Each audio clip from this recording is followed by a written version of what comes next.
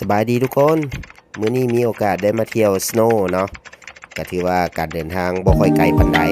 จากเฟสโนออกมาเซียร่าเนชั่นแนลพาร์คของพวกเราก็ใช้เวลาเพียงแต่1 ชั่วโมงครึ่งเท่านั้นก็ถือว่าเป็นครั้งแรกที่ว่าได้มีโอกาสขี่รถขึ้นภูเขาหิมะแต่ว่าการเดินทางขึ้นนี่ต้องอาศัยรถ4 วินเท่านั้นเนาะถ้าเกิดว่ารถบ่เป็น4 วินก็จะเป็นสภาพนี้แหละต้องได้ใส่โซ่ทุกคันเนาะที่บ่เป็น4 วินวิวทั้งสองฝากทางก็ถือว่าสวยงามหลายเนาะเต็มไปด้วยต้นสนที่ปกคลุมด้วยหิมะวิวทั้งสองข้างนี่ถือว่าเป็นภาพที่แปลกตาหลายสำหรับการมาเที่ยวสโนว์ครั้งแรกของพวกเราเลี้ยวทางซ้ายทางขวาไปทางหน้าก็จะเต็มไปด้วยสีขาวเนาะปกคลุมด้วยหิมะทั้งนั้นเลยขี่ขึ้นมาก็จะอยู่ในระดับ 7,000 ฟิตที่เหนือน้ำทะเลเนาะก็บ่ถึงขั้นว่าสูงหลายเกินไปแต่ก็หูอื้อไปหลายเติบแล้วเราก็ได้มาถึง Chevrolet Sport เนาะสถานที่เซาสโนว์บอร์ดและตอนนี้ก็มาฮอด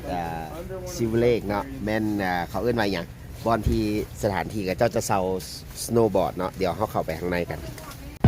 ถือว่าอยู่ทางด้านในนี่ก็ถือว่าครบถ้าเกิดว่ามาแต่ตัวเปล่าเสื้อกันหนาวสโนว์บอร์ดอุปกรณ์เดินป่าต่างๆนะถือว่าเฮามาหาอยู่นี่ก่อนที่จะขึ้นไปถึงภูได้และแรกเริ่มเฮาก็ต้องฟิลฟอร์มก่อนเนาะว่าไผสิเซาสโนว์บอร์ดหรือสกีทุกคนต้องโปรไฟล์ของตัวเองว่าน้ำหนักเท่าใดอายุเท่าใดเพราะว่าสร้างเพิ่นจะได้ซอกหาให้มันเหมาะกับของแต่ละคนอยู่ในพื้นที่ขอบเขตของ Sierra National Park ของพวกเราเนาะมันจะมีเลคมีภูเขาเอาไว้ขี่สโนว์มีเลคเอาไว้ตึกเบ็ดแล้วก็มีบรรดาเซียนเบ็ดต่างๆเนาะเพิ่นก็มักมาตึกเบ็ดอยู่ที่นี่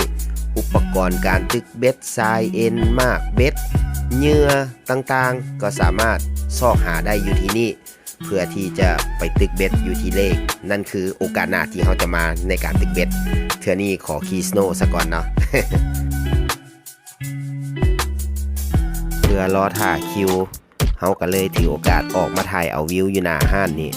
เป็นทางขึ้นที่จะขึ้นไปภูเขาเนาะฮอตคิวของพวกเฮาแล้วเป็นการตรวจสอบเอกสารว่าถูกต้องแล้วบ่ทำการจ่ายเงินเนาะส่วนนี้ก็จะเป็นแมปที่จะบอกว่าถ้าจะไปตึกเบ็ดควรไปเส้นทางใดถ้าจะไปขี่สโนว์อยู่ทางใดก็จะเป็นแมปรวมของ Sierra National Park ของพวกเราบรรดาสมาชิกเราก็ได้เวลาทดลองการใส่เกิบทดลองใส่เกิบว่าเหมาะสำหรับเบอร์ใดและก็จะแจ้งให้พนักงานให้รู้ว่าผู้ใดใส่เบอร์ใดตามเอกสารถูกต้องแล้วเพิ่นก็จะเลือกเอาแผ่นบอร์ดมาให้ถูกต้องตามเกณฑ์อายุและน้ำหนักและเพื่อเป็นการตรวจสอบอุปกรณ์ให้พร้อมใช้งานแล้วก็อยู่ในนี้มันจะมีทั้งประเภทของสกีสโนว์บอร์ดถ้าเกิดว่าผู้ใดมักประเภทใดถนัดประเภทใดเพิ่นก็สามารถให้เลือกได้เลยหลังจากตรวจสอบเรียบร้อยแล้วเอกสารรับประกันเรียบร้อยแล้วเพิ่นก็จะเบิกอุปกรณ์ให้เตรียมพร้อมลุย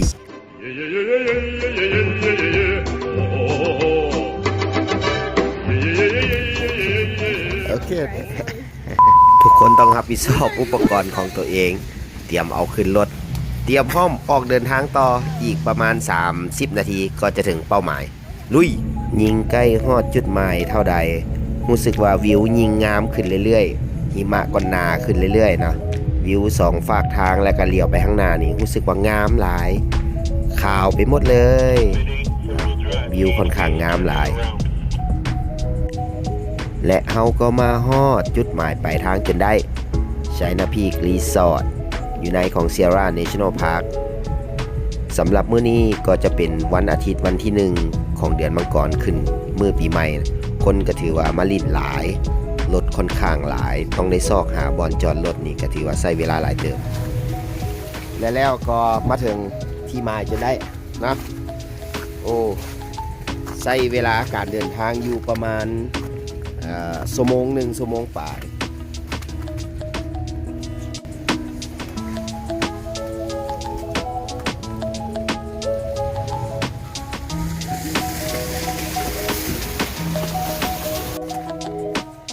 าวนี่ก็ทุลักทุเลน้ำการใส่เกิด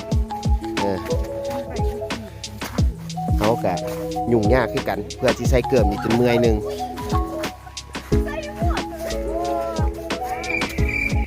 ตอนนี้ก็ฮอดจุดละขอนั่งพักเมื่อยกันเพราะว่าจักมียังก็มียังสัมภาระแต่ว่าตอนนี้ต้องขับเดินด้วยท้องหิวข้าวไม่รู้ว่ามีอย่างกินแน่มื้อนี้เอาอย่างมากินนะสิไปประเทศใดก็ยาเนาะขาดบ่ได้ก็คือข้าวเหนียวกับแก้วกินข้าวสิก่อนกองทัพต้องเดินด้วยท้องกินข้าวป่ะอันนี้มีอย่างนี้โอ้ข้าวเหนียวมาหิมะขาดบ่ได้ข้าวเหนียวเนาะ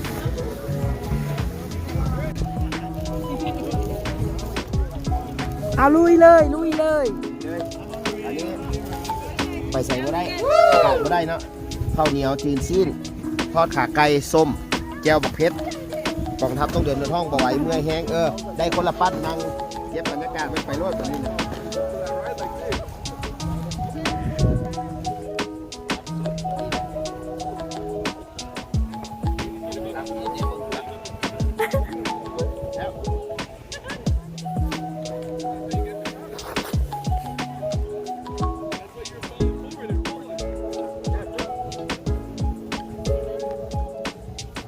หลังจากอิ่มท้องกันแล้วเราก็มาเก็บภาพบรรยากาศและสังเกตการรอบๆว่าจุดใดสำหรับขั้นพื้นฐานของพวกเราที่จะต้องได้ขี่กันเนาะอยู่ในขั้นพื้นฐานนี่ก็จะเป็นเนินน้อยๆที่จะบ่สูงหลายสำหรับขั้นเฮียนใหม่ทุกๆคนจะต้องมาเฮียนทรงโตเฮียนสไลด์ลงมาตอนนี้เด็กๆเขาก็กำลังไต่ขึ้นไปเพื่อเตรียมเฮียนการสไลด์ตัวลงมาและการทรงตัว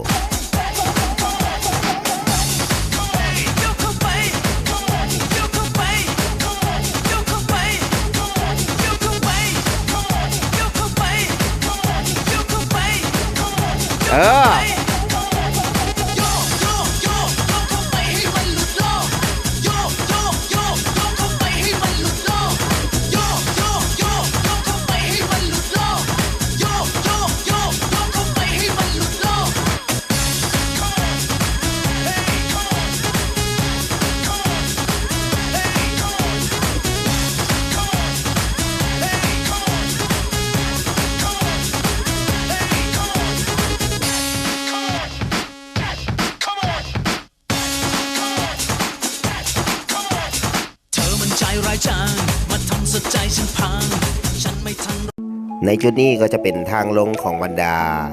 เซียนๆทั้งหลายเนาะที่ขี่กระเซ้าขึ้นไปเทิงภูแล้วสไลด์ลงมาตามทางลงมาถือว่าตัวนี้ยังอีกยาวไกลที่เขาจะได้ขึ้นไปเนาะตอนนี้แนมเบิงเซียนเพิ่นขี่กระเซ้าขึ้นไปขี่ไหลลงมาก่อนมื้อนี้ก็ถือว่าคนค่อนข้างหลายสำหรับมื้อแรกของปีใหม่เนาะอยู่จุดพักของนักกีฬาและก็กองเชียร์ทั้งหลายก็จะมีร้านอาหารไว้สำหรับดื่มร้อนๆหรือว่าเบียร์เย็นๆในทริปนี้ผู้ที่เก่งกว่าหมู่ก็ต้องยกให้สุริยวงศ์ถือว่าเป็นไวก่อนหมู่เลย